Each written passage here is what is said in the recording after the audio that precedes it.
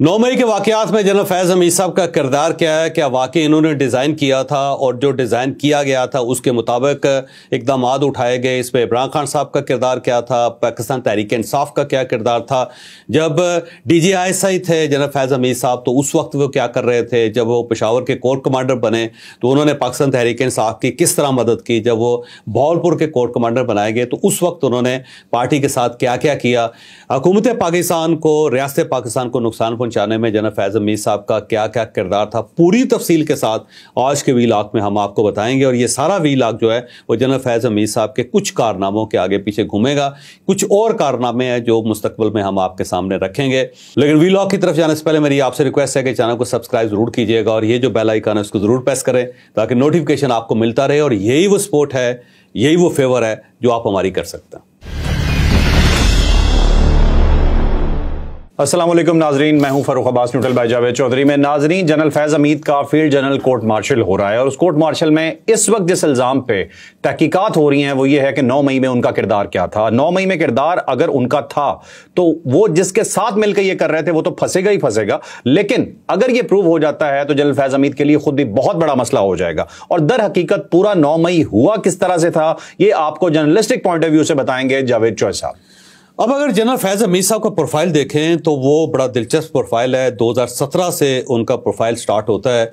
2017 में उन्हें DGC लगाया गया था और DGC एक बड़ी इंपॉर्टेंट पोस्ट होती है, बल्कि आप ये समझें कि पाकिस्तान में तीसरा ताकतवर तरीन शख्स होता है। अच्छा। सबसे पहले आर्मी चीफ होते हैं, फिर DGISI होते हैं और फिर उसके बाद DGC होता है। और DGISI के भी ज़्यादातर जो अख्तियारात हैं उन्हें DGC चलाता है। और इंटरनल जो भी इश्यूज़ होते हैं, पाकिस्तान की सिक्योरिटी के इशू हैं, जो पॉलिटिकल अफेयर्स हैं, जो पाकिस्तान की इकॉनमी के मसले हैं, वो सारे के सारे DGC के पास होते हैं। तो जनरल फैज़ हमीद साहब को DGC लगाया गया और जब वो लगाया गया तो जनरल बाजवा साहब के राइट हैंड से जनरल बाजवा साहब के साथ उनके बड़े पुराने ख़ानदानी ताल्लुकात थे और उन ताल्लुकात की वजह से उन्होंने अपना एक बंदा लगाया, अपना जो एतमाद का आदमी था। और उनका जो लगना था वो भी एक पूरी स्टोरी है। वो इस तरह था कि मियां नवाज शरीफ साहब ने जब जनरल बाजवा साहब चीफ बने तो उनसे एक मुतालबा किया था कि आप एक जनरल है जिनका नाम है नवीद मुख्तार, लेफ्टिनेंट जनरल है नवीद मुख्तार, और ये जो नवीद मुख्तार साहब हैं ये मियां नवाज शरीफ साहब के रिश्तेदार हैं। ठीक, वो रिश्तेदार इस तरह हैं कि जो मरीम नवाज साहबा के जो समधी हैं मियां मनीर साहब, चौधरी मनीर साहब, तो चौधरी मनीर साहब जो हैं उनकी फैमिली जो है उसमें से जो नवीद मुख्तार साहब हैं उनका ताल्लुक है, वो रिश्तेदार हैं चौधरी मनीर साहब के। और उसके बाद चौधरी मनीर साहब जो हैं वो ज़ाहिर मियां नवाज शरीफ साहब के रिश्तेदार हैं। तो मियां नवाज शरीफ साहब ने जनरल बाजवा साहब से कहा था कि आप जनरल नवीद मुख्तार साहब को DGISI लगा दें। ठीक है, तो जनरल बाजवा साहब ने ये मुतालबा मान लिया उनका। और उसकी वजह यह है कि ये प्राइम मिनिस्टर का इख्तियार होता है और जो DGISI होता है वो प्राइम मिनिस्टर को डायरेक्ट जवाबदेह होता है। तो आर्मी चीफ ने मान लिया, लेकिन साथ उन्होंने ये कहा कि जो उनके नीचे DGC लगेगा वो मेरी मर्जी का बंदा होगा।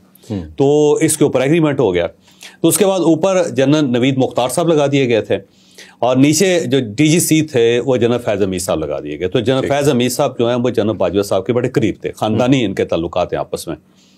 और यही वजह थी कि जनरल नवीद मुख्तार जो करना चाहते थे, जहाँ जहाँ मियां नवाज शरीफ साहब को फेवर देना चाहते थे वो नीचे से फेवर नहीं हो सके। इवन जनरल नवीद मुख्तार साहब मुकम्मल बाख्तियार होने के बावजूद मियां नवाज शरीफ साहब को पनामा केस में नहीं बचा सके। ठीक है, और जो दूसरा केस था उनके ऊपर उडान लीक का था, उसके अंदर भी को बहुत ज़्यादा फेवर उनको नहीं कर सके, क्योंकि उसकी वजह ये थी कि जो नीचे DGC थे वो उनके मुखालिफ थे और वो उनके पर कुतरते रहते थे या उनको काम नहीं करने देते थे या जो उनकी डिज़ायर्स थी उनको पूरा नहीं होने देते थे। और जो DGC थे उनका ताल्लुक डायरेक्ट आर्मी चीफ के साथ था और वहाँ से इंस्ट्रक्शन लेके वो मामलात डील करते रहते थे। ठीक है, इसीलिए फिर 2018 के जो इलेक्शंस हुए तो उसमें इन्होंने बहुत अहम किरदार अदा किया जनरल फैज़ हमीद साहब ने। इन्होंने पाकिस्तान तहरीक इंसाफ के लिए इलेक्टेबल्स भी लेके आए। इवन इन्होंने इमरान खान साहब को सादक और अमीन भी करवा दिया और वो सुप्रीम कोर्ट ऑफ पाकिस्तान से, चीफ जस्टिस ऑफ पाकिस्तान से जस्टिस हाकिम निसार साहब से उन्होंने करवाया। इसके साथ साथ उन्होंने जो इलेक्शंस थे उनको मॉनिटर भी किया और इलेक्शंस के अंदर धांधली भी करवाई और फिर उन्होंने इमरान खान साहब की गवर्नमेंट भी बनाई। اس دوران جو عمران خان صاحب کے چھوٹے چھوٹے افیئرس تھے، چھوٹے چھوٹے معاملات تھے، وہ سارے کے سارے جو ہے جنرل فیض حمید صاحب اس کو ڈیل کرتے تھے. ٹھیک ہے. لیکن یہ ذہن میں رکھیں کہ جنرل فیض حمید صاحب کا کوئی عمران خان صاحب کے ساتھ کوئی ڈائریکٹ ریلیشن نہیں تھا. ایسا نہیں تھا کہ پرانا ریلیشن ہو. یہ ریلیشن آہستہ آہستہ بلڈ اپ ہوا ہے. جب وہ اقتدار میں نہیں تھے تو جنرل باجوہ صاحب کے ساتھ محدود تھے. پھر جنرل باجوہ صاحب نے ان کا رابطہ کروایا جنرل فیض حمید صاحب سے. پھر جنرل فیض حمید صاحب سے وہ یہاں اسلام آباد میں علیم خان صاحب کا ایک گھر ہے F7 میں، وہاں پہ ملاقات کرتے رہے ان کے ساتھ. ٹھیک ہے. باقاعدہ ریگولر بیسس پہ. اور وہیں پہ وہ بہت سارے لوگوں کو لے کے آتے رہے جو ان کی پارٹی کے اندر شامل ہوتے گئے. تو یہ سارا کچھ جو ڈیزائن کیا جنرل فیض حمید صاحب نے، وہ کیا جنرل باجوہ صاحب کے کہنے پہ، یا اس وقت کی جو اسٹیبلشمنٹ تھی ان کے کہنے پہ. لیکن آہستہ آہستہ وہ عمران خان صاحب کے ساتھ بہت لنکڈ ہو گئے اور نتھی ہو گئے اور ان کے بڑے قریب ہو گئے. پھر جب عمران خان صاحب چیف بنے تو اس وقت تک یہ جنرل عاصم منیر جو تھے انہیں DGI بنایا گیا. اب اس وقت بھی یہ صورتحال تھی کہ اوپر سے جو DGI تھے وہ بالکل اسی طرح جس طرح جنرل نوید مختار صاحب تھے، اسی طرح نیچے سے جنرل فیض حمید صاحب ان کا بس نہیں چلنے دے رہے تھے اور ان کو بٹرے کر رہے تھے. اور اس دوران بلکہ ایک سازش یہ بھی گھڑی گئی کہ جو بشرا بیگم ہے، جو ان کے ایشوز ہیں، جو انہوں نے کچھ تحفے لیے تھے اور جو وہ فرح گوگی کے ذریعے کچھ گڑبڑ کر رہی تھی، اس ساری فائل جو تھی وہ جنرل فیض حمید صاحب نے بنائی تھی. اوکے. اور فائل بنانے کے بعد انہوں نے یہ جنرل عاصم منیر صاحب کو دی تھی. اور جنرل عاصم منیر صاحب نے انہیں کہا کہ ٹھیک ہے آپ رکیں، میں اس کو دیکھتا ہوں، میں آرمی چیف سے ڈسکس کر کے آپ کو بتاتا ہوں. ٹھیک ہے. اور اس دوران انہوں نے آرمی چیف سے بات کی جنرل باجوہ صاحب سے. جنرل باجوہ صاحب نے ان کو روک دیا کہ ابھی نئی گورنمنٹ بنی ہے اور یہ ان کے پرائیویٹ افیئرس ہیں، تو آپ کو اسے عمران خان صاحب کے نوٹس میں نہیں لانا چاہیے، بس آپ اس پہ خاموشی اختیار کریں. ٹھیک.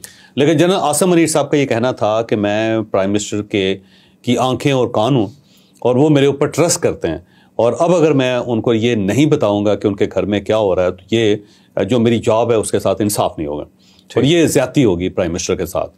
تو انہوں نے کہا کہ میں ان کو بتانا چاہ رہا ہوں. جنرل باجوہ صاحب نے روکا ان کو. انہوں نے سمجھا کہ یہ میری ڈیوٹی ہے، مجھے ڈیوٹی کرنی ہے.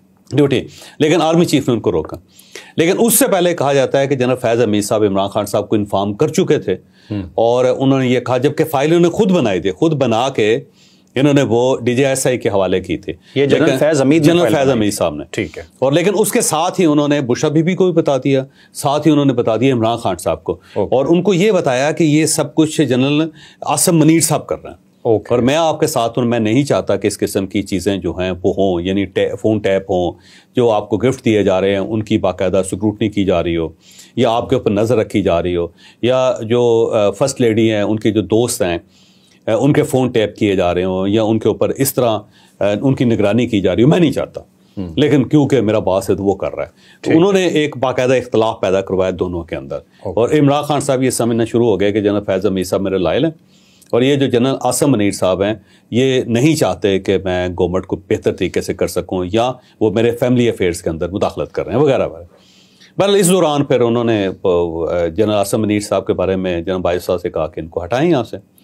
اور اس میں جنرل باجوہ صاحب نے کہا کہ ٹھیک ہے، دیکھیں یہ آپ کا اختیار ہے کہ آپ کس کو DGI رکھنا چاہتے ہیں، کیونکہ یہ آپ کے متحد ہوں گے، آپ کے زیر انتظام ہوں گے، اور اگر کمفرٹیبل نہیں ہیں تو ٹھیک ہے ہم ان کو ہٹا دیتے ہیں.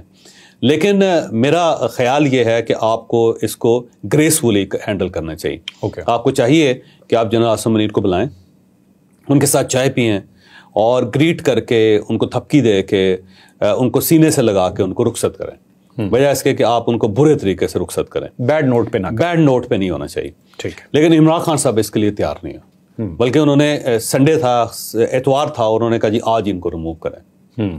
تو ان کو اس طرح بڑا ڈسگریس کر کے انہوں نے نکالا. اچھا، اس دوران جناب باجوہ نے جناب عاصم منیر صاحب کو بلا کے بتایا، اور ساتھ انہیں بتایا کہ دو اب آپشنز ہیں. ایک آپشن یہ ہے کہ ہم آپ کو اسی جگہ رکھتے ہیں، ہم آپ کو واپس نہیں لیتے، لیکن اس کا نقصان یہ ہوگا کہ آپ کیونکہ براہ راست پرائم منسٹر کو جواب دے ہوں گے تو آپ کے درمیان اب اختلافات آ گئے، آپ ان کے ساتھ کمفرٹیبل نہیں ہوں گے، وہ آپ کے ساتھ کمفرٹیبل نہیں ہوں گے، اور پھر اس طرح یہ کام نہیں چل سکے گا.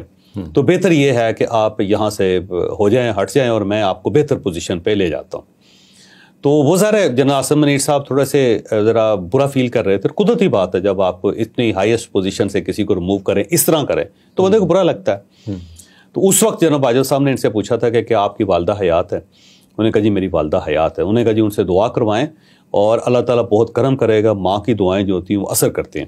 تو آپ فکر نہ کریں, اللہ تعالیٰ نے پتہ نہیں آپ کے لیے کتنی اچھی پوزیشن رکھی ہو اور اسی کے اندر سے خیر نکلے گی.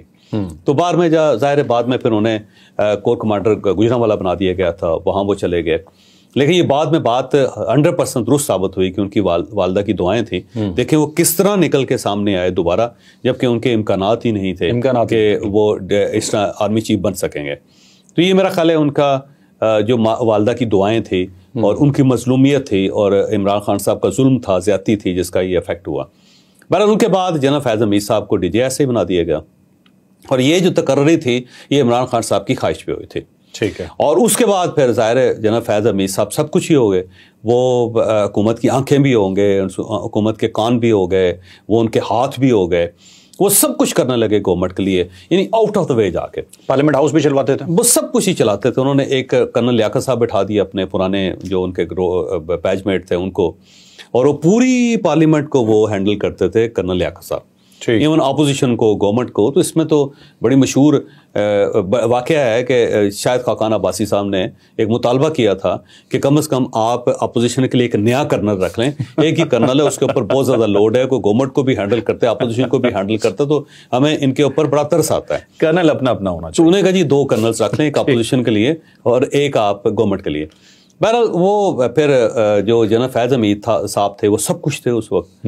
ان کے پاس اتنے زیادہ اختیارات تھے کہ آج تک پاکستان کی ہسٹری میں کسی کو اتنے اختیارات نہیں ملے. ٹھیک ہے. جو ان کو مل گئے.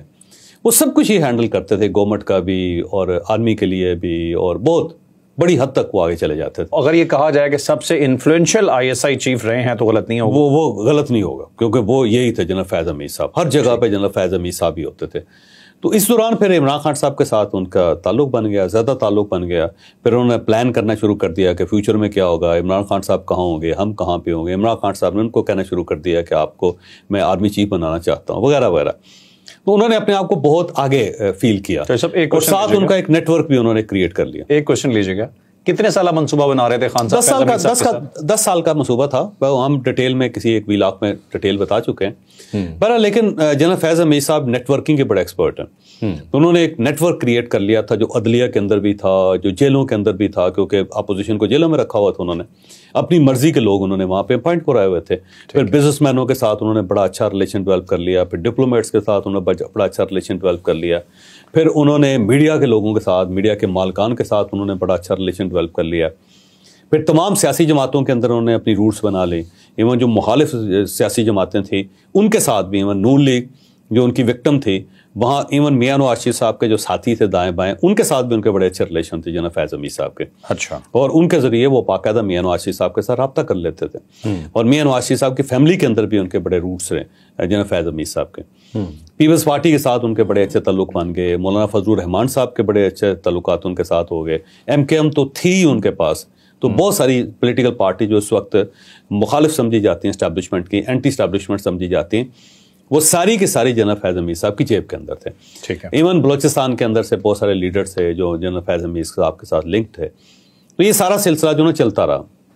اب یہ جو نیٹ ورک تھا یہ پھر ان کا جب انہیں DGI سے ہٹایا گیا اس وقت بھی قائم رہا, اور وہ وہاں پہ بیٹھ کے بھی ٹھیک ٹھاک قسم کے اثر انداز ہوتے رہے سیاست کے اوپر. اب جنرل فیض حمید صاحب کیونکہ انسائڈر ہیں, ان کو پتہ ہے کہ آرمی جو ہے ان کی کیا کیا کمزوریاں ہیں. دیکھیں افواج پاکستان کی 3 کمزوریاں ہیں, اور اس چیز کو صرف ایک فوجی انڈرسٹینڈ کر سکتا ہے. جو پہلی کمزوری وہ یہ ہے کہ کبھی بھی فوج اپنے لوگوں کے خلاف کھڑی نہیں ہوگی. ٹھیک. یہ ممکن نہیں ہے. جیسے یہ کہہ رہے ہیں نا کہ پاکستان تحریک انصاف کہ جی انہوں نے 26 یہاں پہ نومبر کو گولی چلا دی تھی اور لوگ مار دیے, ممکن ہی نہیں ہے, کیونکہ فوج کبھی اپنے لوگوں کے خلاف کھڑی نہیں ہوگی. ٹھیک ہے. ایک وقت تھا کہ جب ذوالفقار علی بھٹو صاحب کا وقت تھا تو انہوں نے لاہور کے اندر ایک مارشل لا لگا دیا. بھٹو صاحب نے خود ایک مارشل لا لگایا تھا, اور اس میں انہوں نے بریگیڈیئر تھے جو بعد میں بڑے مشہور رہے, اور جنرل مشرف صاحب کے ساتھ ان کا بڑا گہرا تعلق تھا, اور بعد میں وہ ڈیفنس کے ٹھیکے لے اور بڑے پاپولر تھے وہ. تو انہیں کہا گیا, ذوالفقار علی بھٹو نے حکم دیا کہ آپ لاہور میں لوگوں پہ گولی چلا دیں. انہوں نے کہا جی میں استعفیٰ دے رہا ہوں, میں گولی نہیں چلاؤں, اور وہ مستعفی ہو گئے تھے. ٹھیک ہے. بلکہ ان کا کورٹ مارشل بھی ہوا بعد میں, کیونکہ انہوں نے حکم نہیں مانا تھا. اسی طرح صاحبزادہ یعقوب خان, آپ کو پتا ہوگا یہ میجر جنرل تھے. اچھا. یہ آپ کو نہیں پتا؟ نہیں, مجھے نہیں معلوم. یہ میجر جنرل تھے, اور یہ تھے بنگلہ دیش کے اندر مشرقی پاکستان میں. اور یحییٰ خان نے کہا تھا کہ آپ ملٹری آپریشن کریں. انہوں نے کہا جی میرے اپنے لوگ ہیں, میں ان پہ ملٹری آپریشن نہیں کروں گا. انہوں نے جاب چھوڑ دی تھی. اور نہ صرف جاب چھوڑی انہوں نے, اس کے بعد پوری زندگی انہوں نے اپنے ساتھ میجر جنرل نے لکھا, صاحبزادہ یعقوب خان. اور پھر ڈپلومیسی جو ہے نا انہوں نے پھر دوبارہ ایک نئی انہوں نے فیلڈ سٹارٹ کی تھی. تو فوج جو ہے وہ اپنے لوگوں پہ گولی نہیں چلاتی, یہ جنرل فیض حمید صاحب کو بھی پتہ. ایک دوسری بات یہ ہے کہ فوج پبلک اپینین کے خلاف نہیں جاتے. پبلک اپینین ہو نا ایک جگہ پہ تو فوج پھر کمپرومائز کرتی ہے, کیونکہ وہ سمجھتی ہے کہ اپنے لوگوں کے ساتھ اگر ہم بہت زیادہ کنفلکٹ میں جائیں گے تو ہمیں نقصان ہوگا, ملک کو نقصان ہوگا, اور اس چیز کو وہ بھی سمجھتے ہیں. تیسرا یہ ہے کہ فوج اپنے امیج پہ بہت زیادہ کانشیس ہے. جب ان کا امیج خراب ہو رہا ہو نا تو وہ اپنے چیف کو بھی فارغ کر دیتے ہیں. جیسے کہ جنرل پرویز مشرف صاحب تھے, جب فوج کا امیج خراب ہو رہا تھا تو فوج نے ان کو ریموو کر دیا تھا, ان کو ہٹا دیا تھا. جنرل کینی صاحب آ گئے تھے, اگر آپ کو یاد ہو سارا. جی بالکل, یہ ساری چیزیں جو نا, ہاں جی, تو یہ جو چیزیں نا وہ اچھی طرح جانتے تھے. تو انہوں نے دو کام کرنے شروع کر دیے. انہوں نے یہ سوشل میڈیا کو استعمال کر کے نا فوج کے اوپر ڈنٹ ڈالنا شروع کر دیا جنرل فیض حمید صاحب نے. اور دو ان کے مقاصد تھے. ایک مقصد تو یہ تھا کہ جب انہیں ہٹایا گیا تھا یہاں سے ISI سے, تو وہ چاہ رہے تھے کہ وہ آرمی چیف بنے, اور عمران خان صاحب کے ذریعے ہی وہ آرمی چیف بن سکتے تھے, کسی اور نے ان کو آرمی چیف نہیں بنانا تھا. اس لیے 25 مئی 2022 کا انہوں نے آرکیٹیکٹ کیا تھا, کیونکہ اس وقت وہ کور کمانڈر پشاور تھے. ٹھیک ہے. وہاں بیٹھ کے انہوں نے پارٹی کو گائیڈ کیا کہ آپ ایک پروٹیسٹ لانچ کریں اور لے کے جائیں وفاق کے اوپر, چڑھ جائیں آپ, اور یہ جو PDM کی گورنمنٹ ہے اس کو اٹھا کے پھینک دیں آپ, کوئی مسئلہ نہیں ہے, آپ کر سکتے ہیں. تو باقاعدہ انہوں نے اس کو ڈیزائن کر کے جب وہ اناؤنس کر رہے تھے تو آپ نے دیکھا ہوگا کہ پشاور کے اندر پریس کانفرنس ہو رہی تھی, جس میں عمران خان صاحب بیٹھے ہوتے, شاہ محمود قریشی صاحب ساتھ بیٹھے ہوتے, اور شاہ محمود قریشی صاحب نے فون جو تھا عمران خان صاحب کو دکھایا تھا, کیونکہ لائیو کٹ تھا اس وقت, لائیو کرتے کہ انہوں نے کہا یہ دیکھیں مجھے فون آ رہا ہے. تو عمران خان صاحب نے کہا چھوڑ دو, آپ کسی فون کی ضرورت نہیں ہے. اب اس وقت یہ تھا, یہ فون کس کا تھا؟ یہ فون جنرل فیض حمید صاحب کا تھا, کیونکہ انہیں آرمی چیف نے کہا تھا کہ اس کو روکو, یہ جو کر رہا ہے یہ الٹیمیٹلی آپ کے گلے پڑے گا. جنرل فیض حمید صاحب نے اس وقت انہیں فون کیا تھا کہ آپ یہ اناؤنس نہ کریں کہ ہم اسلام آباد جا رہے ہیں, خود ہی پلان بنا کے خود ہی روک رہے ہیں. پہلے انہوں نے بنایا تھا, پھر اسی لیے ان کو کہا گیا تھا کہ اس کو روکیں, کیونکہ یہ آپ کے گلے پڑے گا کل کو. ٹھیک ہے. تو بہرحال وہ 25 مئی کا بھی ہوا, لیکن وہ ناکام ہو گیا. ناکام اس لیے ہوا کہ وہ پروجیکٹ صرف عمران خان صاحب اور جنرل فیض حمید صاحب کا تھا, پیچھے اسٹیبلشمنٹ نہیں تھے. اگر اسٹیبلشمنٹ ہوتی تو وہ پروجیکٹ ناکام نہیں ہونا تھا.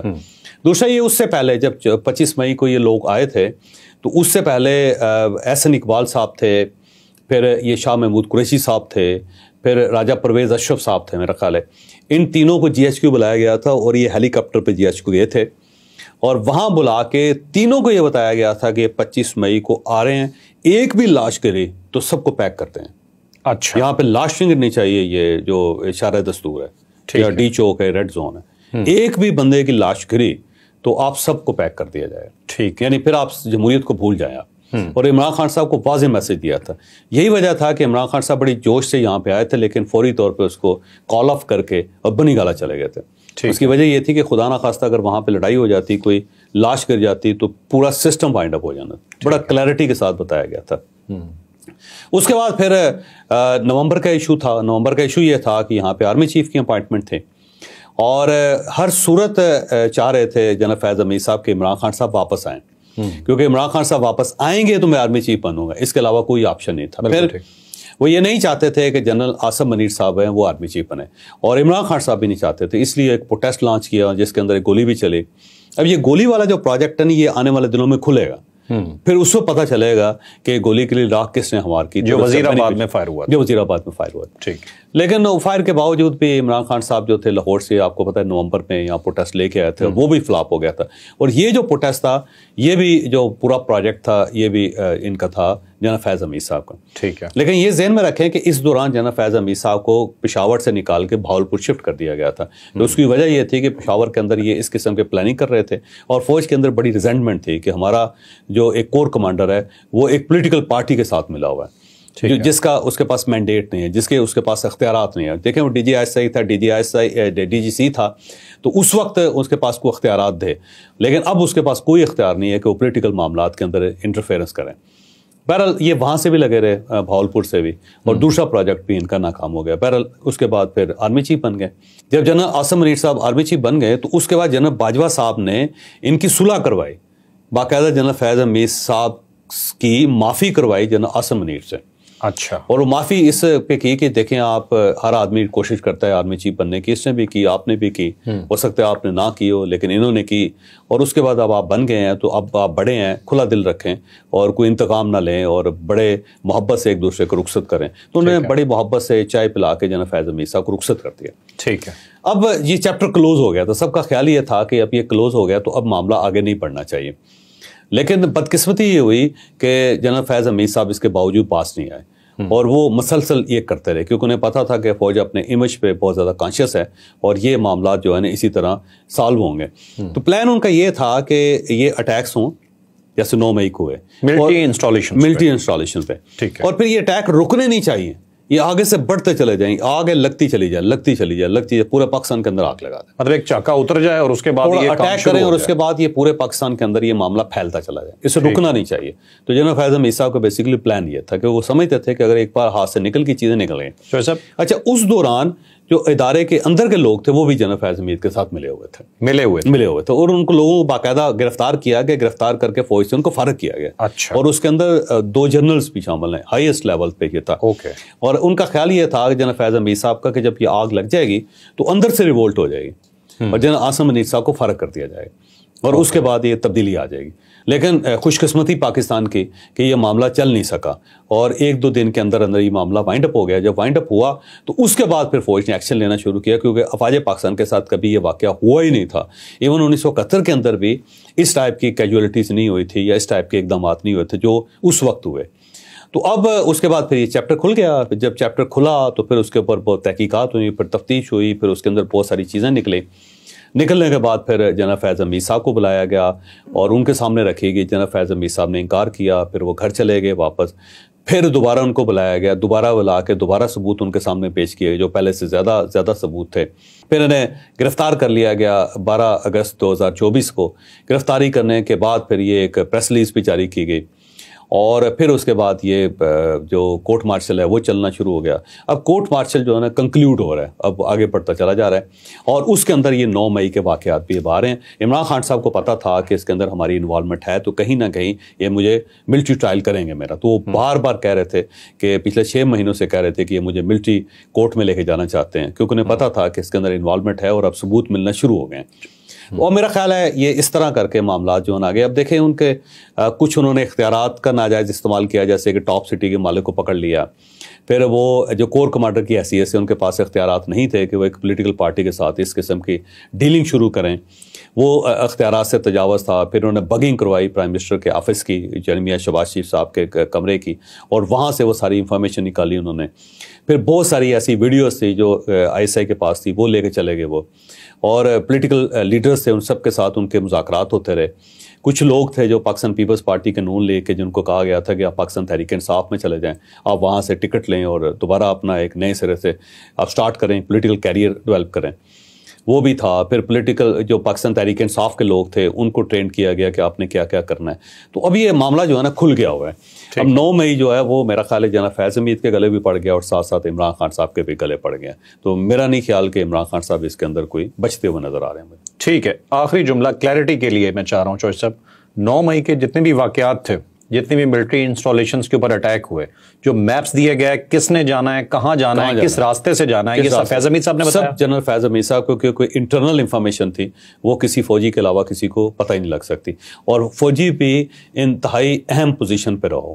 کیونکہ اب دیکھیں ایک فوج کی یونٹ ہے وہ فیصل آباد میں، اس کو نہیں پتا کہ لاہور کے اندر کیا کیا، لاہور والوں کو یہ نہیں پتا کہ راولپنڈی کے اندر کیا ہے، راولپنڈی والوں کو یہ نہیں پتا کہ سرگودا کے اندر کیا ہے، سرگودا والے لوگوں کو یہ نہیں پتا کہ فیصل آباد کے اندر کیا ہے. یہ جو ہائیسٹ پوزیشنز ہوتی ہے وہاں پہ لوگوں کو پتا ہوتا ہے کہ کہاں کہاں ہمارے کہاں کون کون سے اثاثے پڑے ہوں اور ان کے اوپر کہاں سے اٹیک ہو سکتا ہے. تو یہ ایک ہائیسٹ لیول سے ہی ہو سکتا ہے، لوور لیول سے یہ چیزیں نہیں نکل سکتی. نہ کسی پولیٹیکل پارٹی، آج بھی کسی پولیٹیکل پارٹی کو سب جگہوں کو پتا نہیں ہوگا. ہم نے کئی نام پہلی بار سنا، انٹرنل انفارمیشن تھی ساری کے ساتھ. ٹھیک. ناظرین، آج ہم نے آپ کے سامنے ڈیٹیل سے ویلاگ پیش کیا جس کے اندر ہم نے آپ کو کنکریٹ انفارمیشن بھی دی اور انالیسس بھی دیا کہ کس طرح سے 9 مئی کے سارے واقعات لنک کرتے ہیں جنرل فیض حمید کے ساتھ. تو جو اب نکلے گا رزلٹ وہ تو نکلے گا، لیکن اس سے پہلے جو ہمارا خیال ہے، جو ہم آپ کو بتا سکتے تھے، ہم نے آپ کو بتا دیا. لائک شیئر سبسکرائب کرنا نہ بھولیے گا. اجازت دیجیے، اللہ حافظ.